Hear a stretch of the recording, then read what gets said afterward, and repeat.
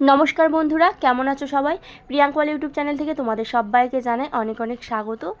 আজকে নতুন একটা দিনের শুরুতে নতুন একটা ব্লগ ভিডিও তোমাদেরকে উপহার দিতে চলে এসেছি। তো তোমরা অনেকেই বলো দিদিভাই কেন ব্লগ ভিডিও দিচ্ছ না। তো সত্যি কথা বলতে আমার ব্লগ ভিডিও নিজে নিজে করতে খুবই প্রবলেম হয়। এক হাতে ক্যামেরা করে আর সেই ভিডিওগুলো করা একজন কেউ করে দিলে সেটা একটু সুবিধা হয়। তো যার জন্য আমি সবসময় ব্লগ ভিডিও করতে পারি না। তাও আজকে সব প্রবলেমের মধ্যেও ভাবলাম যে তোমাদের একটা নতুন ভিডিও উপহার দেব। তো সেই জন্য সারাদিন কী করলাম সেই ব্লগ ভিডিওটা তোমাদের কাছে আজকে শেয়ার করছি। তো প্রথম থেকে শেষ পর্যন্ত ভিডিওটা দেখার অনুরোধ রইল। তো দেখো সকাল সকাল মাম্মামকে নিয়ে একটুখানি দোকানের কাছ থেকে ঘুরে আসলাম।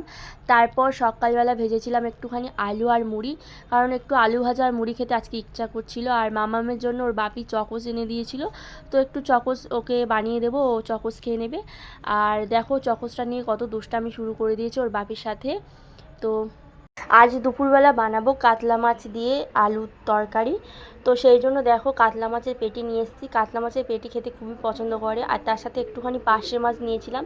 তো বাবা যেহেতু কাতলা মাছটা সেরকমই একটা খেতে ভালোবাসে না, সেই জন্য বাবার জন্য খালি একটা পার্শে মাছ তরকারির মধ্যে দিয়ে দিয়েছিলাম। দেখো তরকারিটা আমার পুরো রেডি হয়ে গিয়েছে। তো দেখো গরম গরম ভাতের সাথে এরকম কাতলা মাছের ঝোল কিন্তু খেতে ফাটাফাটি লাগে। তো তোমরা কারা কারা পছন্দ করো এরকম রেসিপি অবশ্যই জানিও কমেন্টে। তারপর এখানে দেখো পাকা আম নিয়ে চলে এসছে বাবা। তো বললো আমটা কেটে দেখো মিষ্টি হয় নাকি। তো আমটাকে আমি ভালো করে ধুয়ে পরিষ্কার করে নেব, তারপরে আমি আমটাকে কাটবো। তো জল দিয়ে সুন্দর করে পরিষ্কার করে নেব। আর গরমের সময় আম না খেলে ভালো লাগে? তো গরমের সিজনের প্রথম থেকেই আমরা আম খাচ্ছি। এর আগেও আম বাবা এনেছিল, তো এটা ফার্স্ট টাইম না। তো আমটা যাই হোক কেটে দেখি আমটারও দেখতে খুব সুন্দর লাগছে, উপরটা খুব সুন্দর লাল।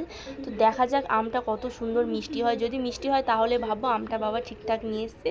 তো বাবা একটুখানি ভয় ভয় পাচ্ছিল যে আমটা মিষ্টি হবে নাকি। আগে কেটে দেখো, তো দেখে তোমার মনে হচ্ছে খুব একটা বেশি মিষ্টি হবে না। তো যাই হোক খেয়ে দেখা যাক। সত্যি তোমাদের কি বলবো, আমটা এতটাই মিষ্টি ছিল, দেখতে হয়তো মনে হচ্ছিল আমটা মিষ্টি নেই, কিন্তু আমটা খুব সুন্দর মিষ্টি ছিল। তো যাই হোক আজকের এই পর্যন্ত, ভালো থেকো।